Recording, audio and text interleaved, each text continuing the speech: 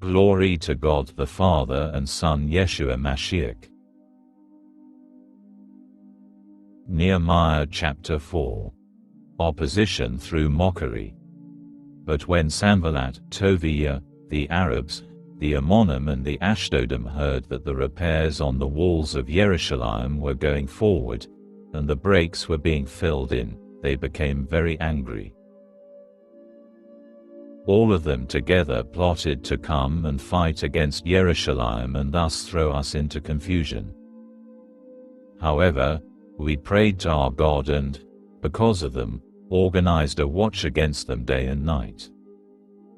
Yehudah was saying, "The strength of the people who carry loads away is starting to fail, and there is so much rubble that we can't build the wall." Our enemies were saying, "They won't know or see anything until we have already infiltrated them and begun killing them and stopping the work." And even the Judeans living near them came and must have said to us 10 times, "From every place you must come back to us." So in the lower parts of the space behind the wall, I stationed men according to their families, with their swords, spears and bows.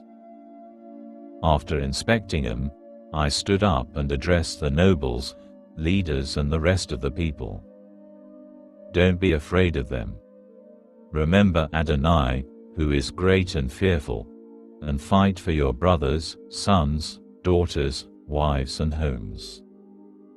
When our enemies heard that the plot was known to us, and God had foiled their plans, we all returned to the wall, everyone to his work. The people are discouraged.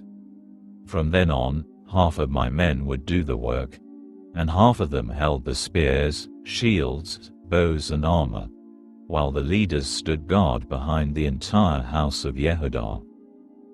As they continued building the wall, those who carried loads held their loads with one hand and carried a weapon in the other. As for the construction workers, each one had his sword sheathed at his side. That is how they built. The man to sound the alarm on the shofar stayed with me. I said to the nobles, the leaders and the rest of the people, "This is a great work, and it is spread out. We are separated on the wall, one far from another. But wherever you are, when you hear the sound of the shofar, come to that place, to us. Our God will fight for us." So we kept doing the work. Half of them held spears from daybreak until the stars appeared. Also at that time I told the people, "Let everyone with a servant stay the night within Jerusalem, so that at night they can be a guard for us, even as they work during the day." I, my kinsmen, my servants and my bodyguards never took off our clothes, and everyone who went to get water took his weapon.